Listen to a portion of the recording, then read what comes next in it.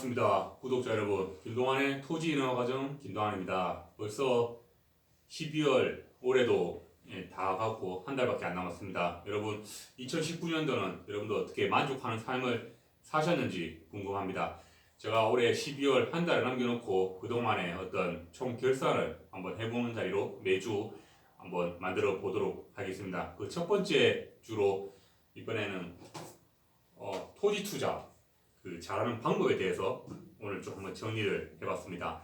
제가 많은 허가를 1년에 좀 진행을 하다 보면요, 여러 가지 클레임, 문제가 좀 제기가 많이 됩니다. 여기서 문제 제기라는 뜻은 허가에서 문제가 제기되는 부분보다 허가를 나오고 나서 그 공사, 이제 허가 나면 여러분들 공사를 하시죠. 임야라든가 뭐 정답이라든가 이런 공사를 하는데, 공사를 하다 보면 항상 이 민원이 많이 들어옵니다. 그 민원이 들어온다는 거는 뭐 동네 주민들 아니면 지나가는 어떤 뭐 사람들에 의해서 민원이 많이 들어오는데요.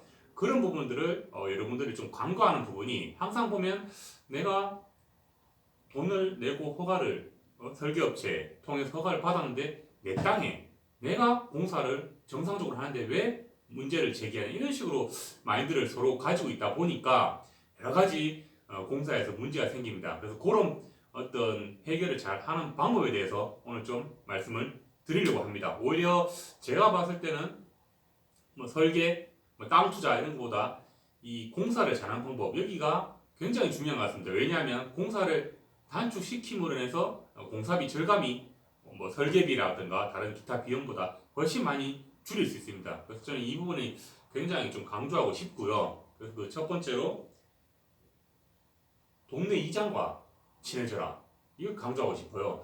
동네 이장님들은 그 동네 터줏대감들입니다. 터줏대감이라서 상당히 그 집집마다 어떤 성향들 너무 많이 알고 있습니다. 그래서 이제 이장님들과 친해지면은 공사를 하다가도 또 민원이 좀 생기면 이장님께 또 말씀드리면 중재자 역할을 잘 해드립니다. 중재자 역할뿐만 아니라 그 중재 역할을 해주시면서 동네 어떤 특징들, 장단점을 되게 많이 얘기해 주십니다. 그래서 여러분들 그냥 이렇게 빈손으로 가는 것보다는 이장님들 대부분 좀 연세가 많으시죠. 그래서 뭐 막걸리 한 두세 병 정도만 사가면 그 몇십 년의 어떤 그 동네 역사를 알 수가 있어요. 동네의 역사를 알 수 있다는 거는 내가 그만큼 살면서 텃세에 대한 어떤 그 부담에서 줄어들 수 있다는 거죠. 그래서 이제 그런 부분이 있으니까 여러분들 이장님하고 친해지면 절대 나쁜 건 없습니다. 그래서 항상 좀 인사도 잘하고 그렇게 함으로써 공사는 좀 잘할 수 있다, 저 이렇게 보여집니다. 그리고 두 번째가 인사를 잘하자입니다.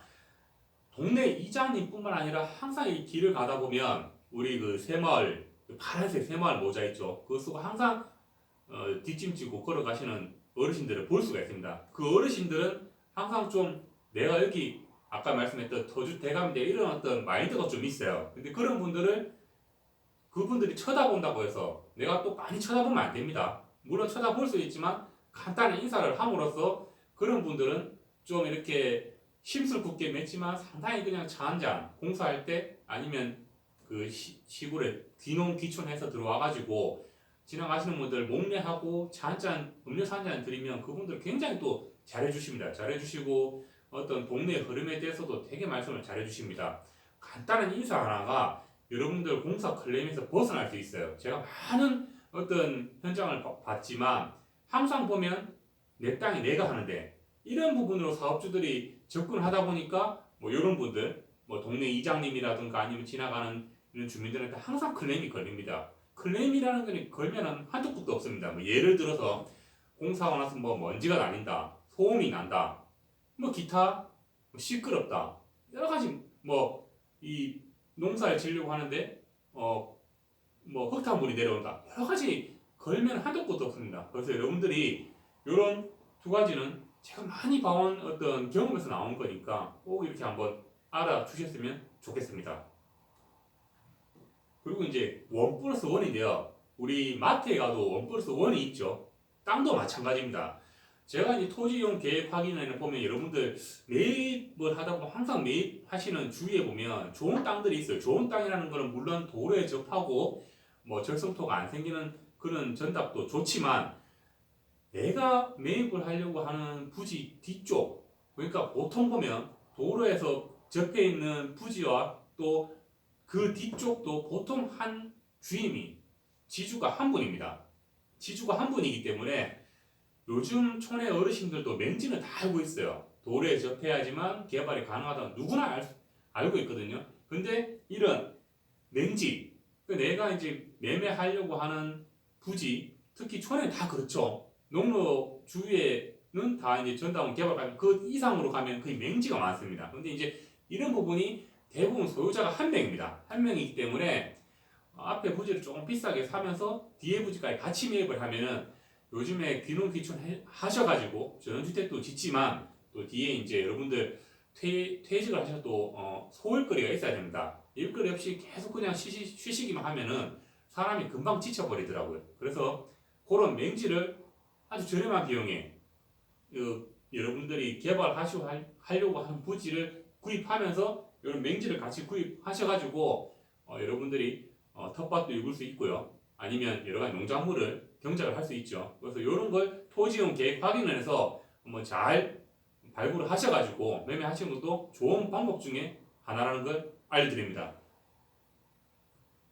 그리고 제가 시군의 홈페이지, 제가 이건 여러 번 강조를 했습니다. 여러 번 강조를 했는데 시군에도 요즘에 개발이 많이 이루어지고 있습니다. 왜냐하면은 그 도시 지역에는 어떤 개발하는 부지가 적다 보니까 시군의 어떤 임야라든가 전답을 매입해서 이제 시군 자체에서 개발을 많이 합니다. 근데 이제 이런 거는 그 도시계획 시설 같은 경우는 우리가 이제 공고를 하게 돼 있어요. 공고를 하게 돼 있는데 시군 홈페이지에도 항상 여러분들이 관심을 가지고 꾸준하게 검색을 해 보셔야 됩니다. 예를 들어서 뭐 도시계획 시설, 체육 시설이라든가 보통 이제 편의 시설이 많이 들어오죠. 그런 시설 들어옴으로 인해서 여러분들 주위에 땅값이 올라갈 수가 있어요. 그렇기 때문에 항상 홈페이지에 도시계획 조례라든가 개정이 된 도시계획 조례라든가 아니면 도시계획 시설이 어떤 게 이렇게 공지가 되는지 항상 보시고요. 또 묘지공고, 우리 지역신문에 보면 묘지공고가 항상 나와 있습니다.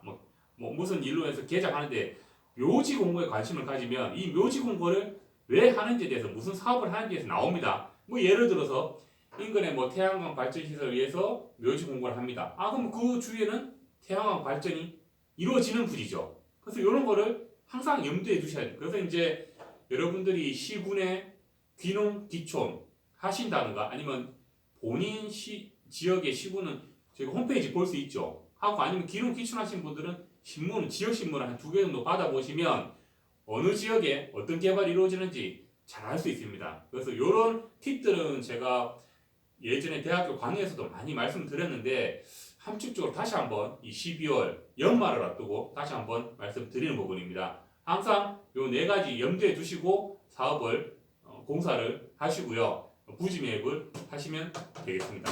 감사합니다.